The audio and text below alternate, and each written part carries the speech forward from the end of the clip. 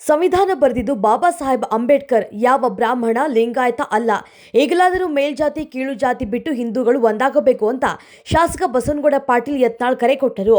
ರಾಜ್ಯದಲ್ಲಿರುವಂತಹ ದೊಡ್ಡ ಸ್ವಾಮೀಜಿಗಳು ಶಾಸಕರಿಗಿಂತ ಹೆಚ್ಚು ವಿಧಾನಸೌಧದಲ್ಲಿ ಓಡಾಡ್ತಾ ಇದ್ದಾರೆ.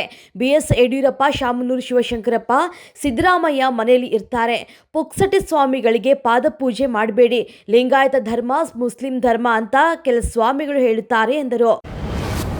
ನೀವು ಆಸ್ತಿ ತೆರಿಗೆ ಪಾವತಿ ಮಾಡಿಲ್ಲವೇ? ನೀರಿನ ಬಿಲ್ ಕಟ್ಟಿಲ್ಲವೇ? ವಸೂಲಿಗಾಗಿ ಇನ್ಮುಂದೆ ಪಾಲಿಕೆ ಅಧಿಕಾರಿಗಳು ಮತ್ತು ಸಿಬ್ಬಂದಿ ಬರುವುದಿಲ್ಲ. ಮಹಿಳೆಯರ ದಂಡೆ ಮನೆ ಎದುರು ಬರಲಿದೆ. ಮಹಿಳೆಯರ ತಂಡ ಮನೆ ಮನೆಗೂ ಭೇಟಿ ನೀಡಿ ತೆರಿಗೆ ಅಥವಾ ಕರಬಾಕಿ ಎಷ್ಟಿದೆ ಎಂಬುದರ ಬಗ್ಗೆ ನಿಖರ ಮಾಹಿತಿ ನೀಡುವುದರೊಂದಿಗೆ ಸಕಾಲದಲ್ಲಿ ಗ್ರಾಹಕರಿಂದ ಹಣ ವಸೂಲಿ ಮಾಡಿ ಪಾಲಿಕೆಗೆ ನೀಡಲಿದೆ. ಸಾರ್ವಜನಿಕರಿಂದ ತೆರಿಗೆ ವಸೂಲಿಗೆ ನಾನಾ ಮಾರ್ಗ ಅನುಸರಿಸುತ್ತಿರುವಂತಹ ಮೈಸೂರು ಮಹಾನಗರ ಪಾಲಿಕೆ ಈಗ ಸ್ತ್ರೀ ಶಕ್ತಿಯ ಮೊರೆ ಹೋಗಿದೆ.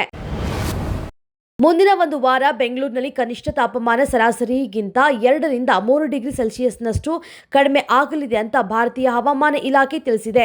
ಉತ್ತರ ಭಾರತದಲ್ಲಿ ಬೀಸುತ್ತಿರುವಂತಹ ಶೀತಗಾಳಿ ಪ್ರಭಾವದಿಂದಾಗಿ ನಗರದಲ್ಲಿ ತಾಪಮಾನ ಸಾಕಷ್ಟು ತಗ್ಗಲಿದೆ. ಜನವರಿ ತಿಂಗಳ ಸರಾಸರಿ ಕನಿಷ್ಠ ತಾಪಮಾನವು 15.8 ಡಿಗ್ರಿ ಸೆಲ್ಸಿಯಸ್ ಇರಲಿದೆ. ಆದರೆ ಮುಂದಿನ ವಾರದಲ್ಲಿ ಕನಿಷ್ಠ ತಾಪಮಾನ 10 ರಿಂದ 12 ಡಿಗ್ರಿ ಸೆಲ್ಸಿಯಸ್ನಷ್ಟು ಇಳಿಕೆಯಾಗಲಿದೆ.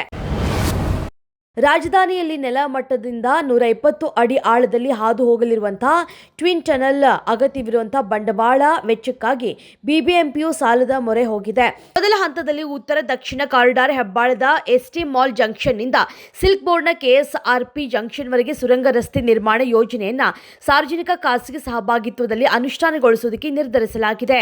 ಹೀಗಾಗಿ ಯೋಜನೆಯ ಗುತ್ತಿಗೆ ಪಡೆಯುವ ಖಾಸಗಿ ಕಂಪನಿ ಹಾಗೂ ಬಿಬಿಎಂಪಿ 60:40 ಅನುಪಾತದಲ್ಲಿ ವೆಚ್ಚವನ್ನು ಭರಿಸಲಿದೆ.